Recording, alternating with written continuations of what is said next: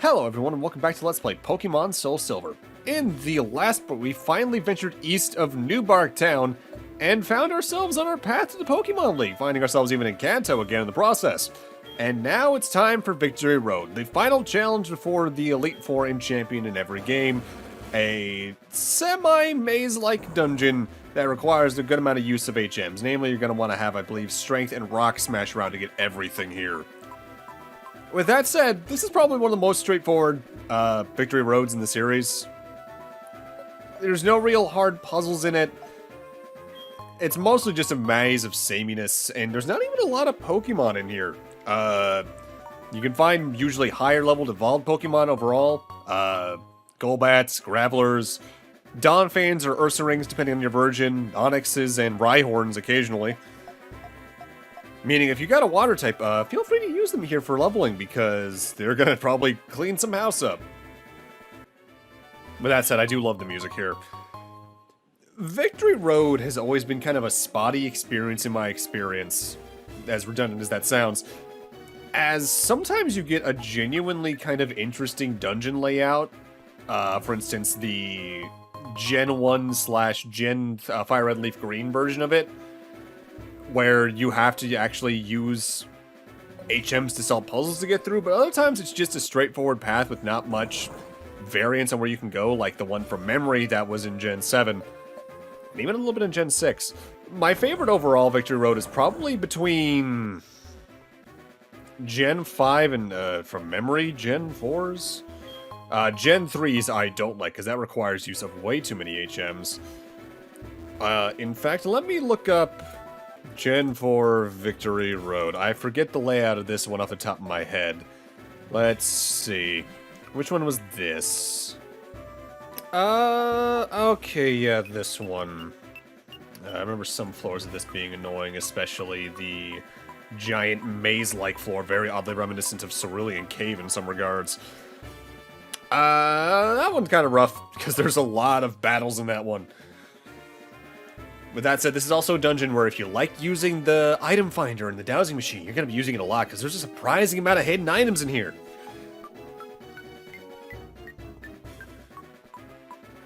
This is also a little bit of a unique Victory Road in one regard, and if you pay attention, even by this point, you probably spotted what it is.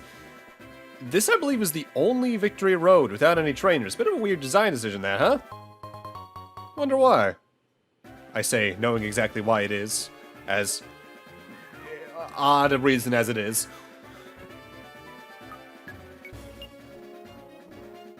Victory Road, I find, overall, the quality of it really depends on how they design it, more so than its implementation, period.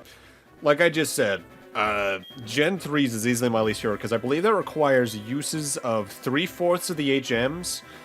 I don't think it requires Dive, and it doesn't require Cut, but I believe Rock Smash, Surf, Flash, Waterfall, and like one other are all required, and like, why? Oh no, Fly would be the other one, so yeah, 5 of like the 8 HMs are required for that one, and ugh, don't like it, not one bit.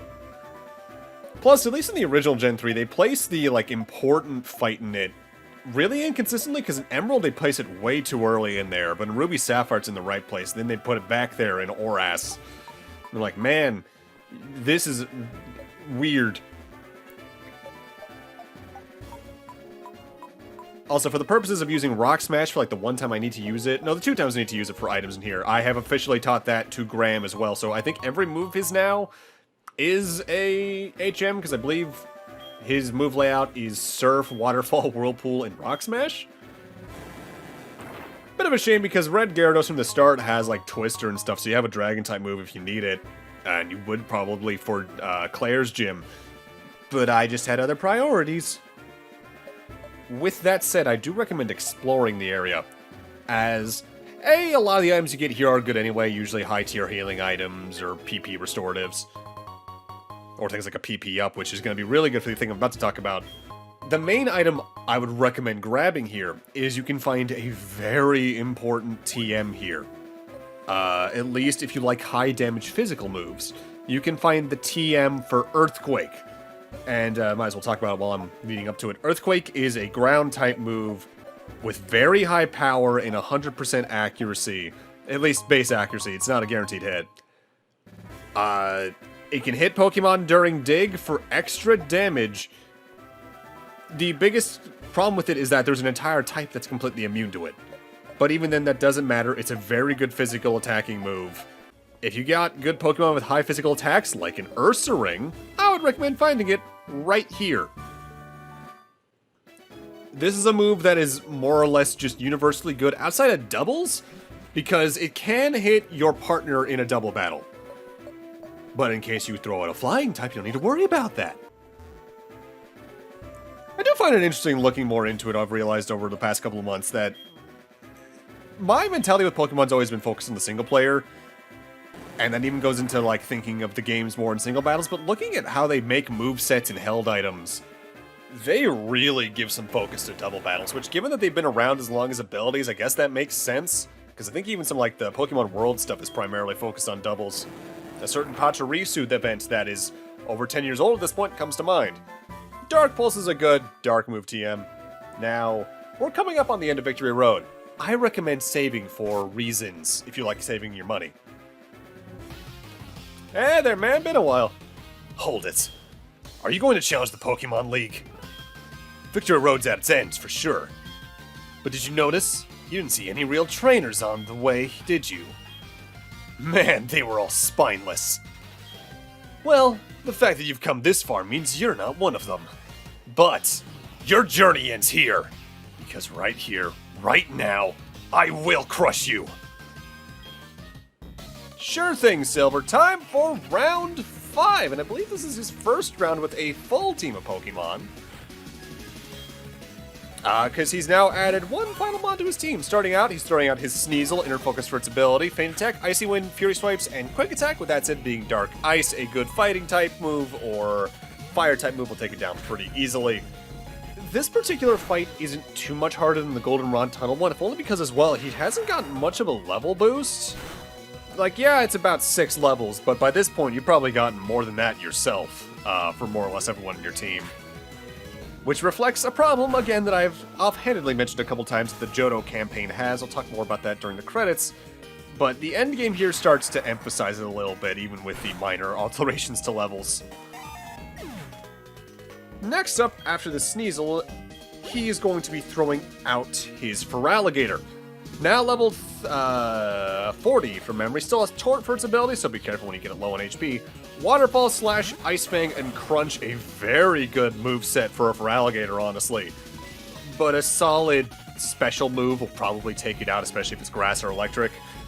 Though I could recommend charging before doing it, especially if you have someone that has lower physical defense. Dove in this fight can really show her power, thanks to the amount of flying subtypes or things weak to electricity. I will say though, easily one of the biggest moments I look back on and die inside at is actually this fight in my old Crystal LP. I fought the fight well overall mechanically, because I had Thunder Punch on my Typhlosion at this point so I could sweep the team. But my attitude that entire fight was, oh man, I'm hot shit, I'm sweeping ya! Like, kid, you were 14, 15 and very emotionally unbalanced because high school was just being weird at the time. Sit down. Silver's Golbat hasn't seen much change, if any, from Goldenrod Tunnel barring the level. Inner Focus for the ability, Bite rather, Confuse Ray, Air Cutter, and Astonish. Be careful if you have a Psychic type on your team. It's a Golbat, though at this point you've fought a lot of these, so you probably know their weaknesses by now, and you have a lot of Pokemon that can help take them down. And at this point as well, if you fought every trainer, you're probably in your early 40s in level, so you're probably also got a good level lead at this point. In a way, you can look at this fight as them checking your level before even the Elite Four, because they're a noticeable increase even from this fight.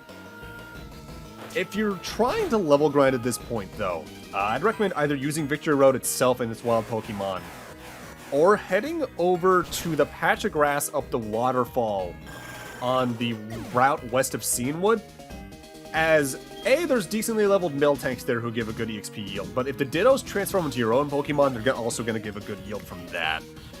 The annoying thing about Johto is, thanks to the Pokegear system, doing any kind of rematches against trainers are incredibly inconvenient. So getting level grinding done through that compared to like the Versus Seeker in earlier games, or even some kind of similar to that in later games, is just not worth the effort. Either way, Silver's Magnemite has evolved into a Magneton, still has Magnet Pull for its ability, so Steel-type Pokemon can't switch out. Spark, Thunder Wave, Supersonic, and Magnet Bomb. Thunder Wave is probably the biggest threat here, as if you're trying to just take his Pokemon out before they hit you, you're probably out of luck, honestly. Admittedly, instances like this are why I grabbed Earthquake, because I'm going to give that to Kuro at some point down the line. I forget if it's right before the Elite Four when I'm doing some minor grinding or something. Because having my only ground-type move be a 2-turn move on my water-type, not the best. Again, sometimes my playstyle on Pokemon is a little too reckless, because I'm too used to games that don't bite me in the ass or being reckless, like Final Fantasy tends to a lot of the time. With that said, with the Magneton out of the way, if memory serves, Silver is now going to be throwing his Haunter out again.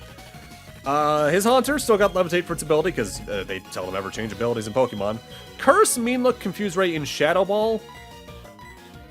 This can either be the least or most annoying member of his team at this point, as being able to put a heavy damage HP move on you like Curse this late in the game can be surprisingly devastating. Additionally, Forced Confusion just always sucks. Thankfully, it means that barring Curse, the only way it has to damage you is Shadow Ball, which if you have high special defense, you're probably going to be fine. I recommend using a move like Bite, though, to cause flinching, hopefully, to completely just negate any challenge it has. And the final Pokemon he has is the only new Pokemon to his team. He's going to be throwing out his own Kadabra. Synchronized for its ability, so any status able to put on it, barring, I think, Sleep and Frozen and Badly Poisoned, will be passed on to you as well, although Badly Poisoned, I think, still gets passed on as a normal poison. Reflect, Disable, Psybeam, Recover. Recover is probably the most annoying move there, because, hey, who likes enemies that can heal in RPGs, right? I see. Seems it wasn't just luck that's gotten you this far. Finally acknowledging my efforts, huh? It only took you 19 videos? I mean, come on, man. With that said, Kadabra being as squishy it is, probably easy to take out.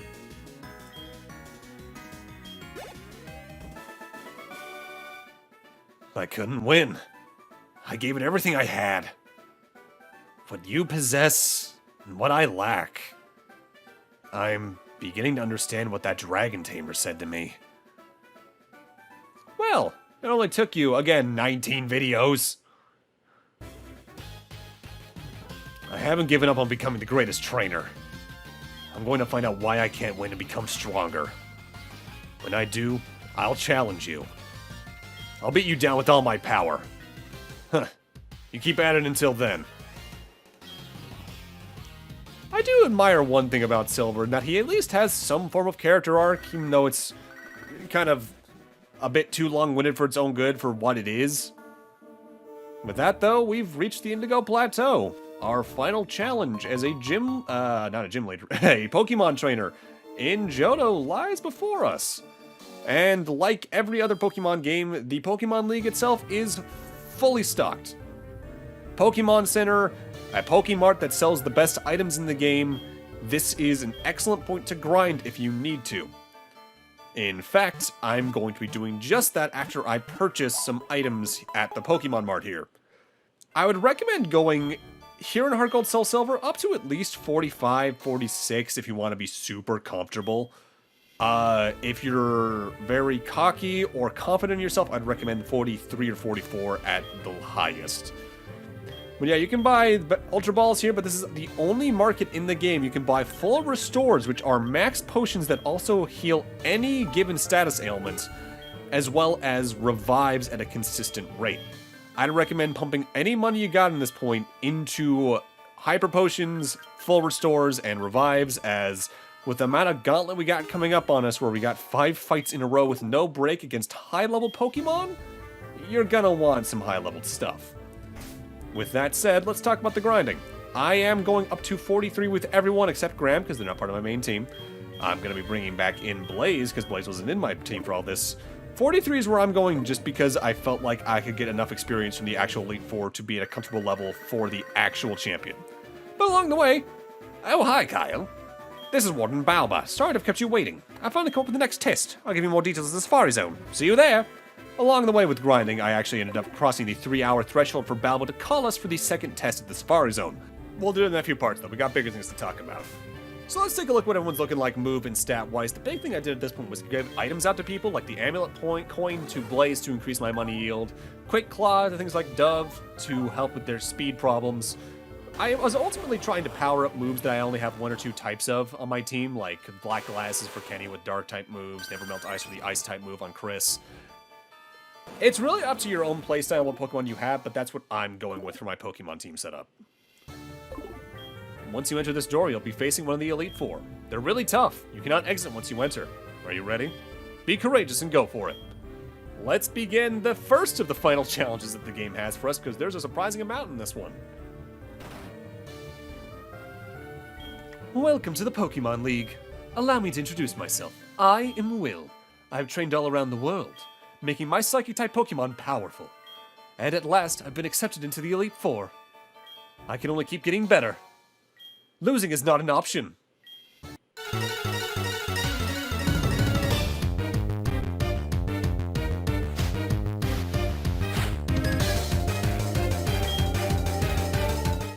Always been a fan when they do little intros like that, even if it's just for like the champion in Elite Four. Starting off, Will's leading with his Xatu, synchronized for its ability, so be careful with status ailments on it. U-turn, Me First, Confuse Ray, and Psychic for its moves. Xatu itself is also a new Pokemon, Psychic Flying, that evolves from Natu at level 25, so it's weak against Rock, Ghost, Electric, Ice, and Dark, immune to ground. It's a decently fast special attacker with no real weak stats, but there's just usually better Psychic types. Cool ass design though, always been one of my favorites. Good Thunder type move will probably take it out pretty quickly, even with its decently high special defense as well. Next up, he's sending out his Jinx. Oblivious for its ability, so attraction-based moves or abilities will not work on it. Lovely Kiss, Double Slap, Ice Punch, and Psychic for its attacks. Lovely Kiss and Psychic are the biggest annoyance with this particular Pokemon, because that's a relatively inaccurate but really annoying if it hits you sleeping move, and a very high-powered special move with Jinx's special attack, which means you could be in for a bad time. Ice Punch could be annoying if you're weak against it, but thanks to Jinx's low physical attack, it's not the biggest worry. It's honestly more worrying if it actually manages to freeze you, as then you're just out of commission for a little bit, and there's not much you can do about that besides use a full restore. With that said, if you are really generous about buying full restores and revives before coming in here, feel free to use them. I tend to try only use hyper potions in the actual battles, because I like to save the status restoring properties of the full restores for in-between fights when I'm healing up, which after Will, by the way, I'm going to be cutting out any saving and restoration that I do between fights, because that takes upwards of 1.5 minutes each time, especially if I have to swap around the Pokemon from what I remember being next up in the Elite Four's lineup. So, just to help save some time. Will, as a kid, was definitely a little bit of a wall for me for the weirdest of reasons. I didn't pack a lot of moves that were super effective against any kind of Psychic type. And a lot of that came down to me not understanding how attack versus defense, special attack versus special defense worked too well as a kid. I was just focusing on hitting things with big numbers. And if it was a move that wasn't like, I'm setting you on fire or punching you in your face, I didn't really understand how they were useful. Because as a kid, you're probably bad at games in ways that are very different if you're bad at games as an adult. Because the way the human mind changes as we grow up is insane. Next up, after the Jinx, Will is throwing out his Slowbro. Own tempo for its ability, so you can't confuse it with any given move. Curse, Amnesia, Water Pulse, and Psychic. In this fight in particular, we get to see the other purpose of Curse. Like I mentioned when Mortis learned it several parts ago. When Ghost types use it, it halves their HP but puts a very strong burn-type HP cost ailment on the opposing Pokemon. When non-Ghost types use it, it raises several of their stats while lowering their speed, if memory serves. Meaning, if you have the right setup, it can make for a very good tank maker. But if you can get moves in before they can, not much point. Next up, he's sending out his second Xatu, because there weren't a lot of Psychic types back then, I guess. Early Bird for its ability, so it'll wake up from sleep in half the time it would take another Pokemon. Holding a Citrus Berry, Aerial Ace, Ominous Wind, Confuse Ray, and Psychic. Aerial Ace isn't too much of a threat, thanks to how much more focused on special attack the Xatu line is. Their physical attack is okay, but they'll be much more effective with using their special attacks. The big thing to fear here is Ominous Wind. As well, that's not a super strong Ghost-type move on its own, even though it is really accurate. It has, I think it's like a 10% chance of raising every single one of their stats one stage. And if they proc that multiple times in a row, the speed and special attack stat alone of a raised Xatu like that can be genuinely frightening. Ominous Wind is a move I really underestimated a lot when I was younger, but nowadays, I respect that move. It's not one I'd probably readily use because I don't like relying on a 10% chance that regularly, but in the right hands, fear it.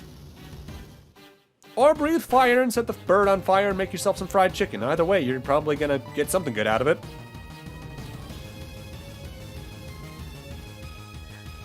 I think I talked about it briefly when we first saw Natu several parts back. But Xatu and Natu are frequently a Pokemon I associate more with Gen 3 for some reason. I don't know why, there's something about Gen 3 that's very round with its character design that Xatu and Natu fit in with. Next up, Will sending out his final Pokemon. This is his Executor. Chlorophyll, so its speed gets raised in the sunlight. Reflect, Hypnosis, Psychic, and Egg Bomb. Egg Bomb in particular can be a kind of dangerous physical move. Just firm and high power. Executor, though, is also a new Pokemon. It evolves from Execute when you use a Leaf Stone on it. Grass Psychic type, so it's weak against Flying, Poison, Bug, Ghost, Fire, Ice, and Dark. High attack, not great on defenses, but fear it all the same. I can't believe it.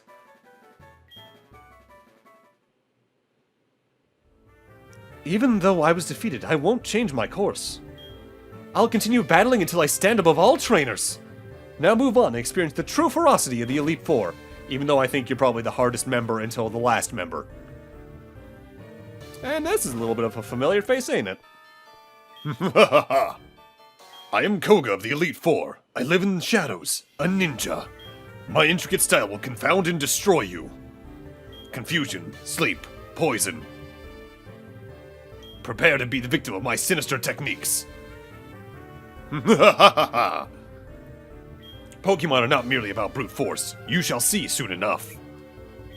In the first instance of promotion in the series, Koga is no longer a gym leader. He's been upgraded to the Elite Four member this time around. And unlike Gen 1 / Fire Red Leaf Green, his team's a lot more poison-based now than it actually was originally. Starting off, we got an Ariados here. Bug Poison type, Insomnia for its ability, so you can't put it to sleep. Spiderweb, Baton Pass, Giga Drain, and Poison Jab. This is also notably a new Pokemon. It evolves from Spinarak at level 22. Its typing means it's weak against Flying, Rock, Fire, and Psychic. Good physical attacker, but it's not exactly that strong all the same outside of that. Next up, we got another new Pokemon. This is his Fortress. Sturdy for its ability, so you can't one-shot it. Swift, Explosion, Protect, and Toxic Spikes. Toxic Spikes in particular is a passive move that puts the poison status ailment on anyone you switch out of battle into. Fortress is also a new Pokemon. Bug Steel type evolves from a Pokemon we haven't seen yet named Pineco at level 31. It's exclusively linked to fire, and it's a really good physical tank outside of that. I could recommend using one of these if it had another standout stat, but it really doesn't, barring maybe an okay physical attack stat. With that said, I do love its design, and that physical defense really is not much to laugh at. But the amount of weaknesses this thing has, too, because, like, only one actual weakness, even if it is a 4x weakness and immune to poison, that's pretty good. With that said, finding a Pineco is hell because you need Headbutt. Next up, Koga's sending out his Muck. Gunk Shot, Minimize, Screech, and Toxic, which means this is very reliant on status ailments and lowering your stats or boosting its own. Sticky Hold for its ability, which prevents any item theft you try to do with moves from happening, and it's actively holding an item known as Black Sludge. The Black Sludge heals any Pokemon that's poison type in one way or another if they're holding it. If they're not poison type, though, it actively damages them. I think it's not a substantial amount, it's only like 1/16 or something like that, but that can surprisingly build up if you're not being super proactive about damaging. Also, since it's the Elite Four, get used to seeing full restores get used a lot. If their Pokemon is even in like the low yellow range of their HP, they're probably going to use one. And I want to say most of the Elite Four members will use like 3 to 4 of them in their fight if they get a chance to. Same with the champion when we get to them. The biggest advice I could recommend for Koga overall, if you have a Psychic type or Psychic type move somewhere in your moveset, use that for one thing, but bring a lot of very high physical attack Pokemon, as a lot of these Pokemon are more focused on their special defense overall, barring Fortress. And otherwise, they're very fragile Pokemon defensively. Speaking of which, next Pokemon for him is his own Crobat. Inner focus for its ability so it cannot flinch, holding a Citrus Berry, quick attack, wing attack, double team, and Poison Fang like our own Crobat. The biggest threat this thing has is that it is very fast. And Poison Fang, while it's not very strong on its own compared to some other moves, it can do a badly poisoned status ailment here and there. And on top of it, using Double Team to make it harder to hit, this Pokemon can be annoying. It's also here where you can see my level grinding that I did, as minimal as it was, has kept me more or less up to speed with the Elite Four, but that can get pretty out of hand by the time you reach the Champion, as the Champion has Pokemon into their late 40s, early 50s in level. I'm only going in at this level because I know I can win. I would recommend, again, like I mentioned earlier, going maybe to your mid-40s, like 45, 46, before going in here if it's your first playthrough.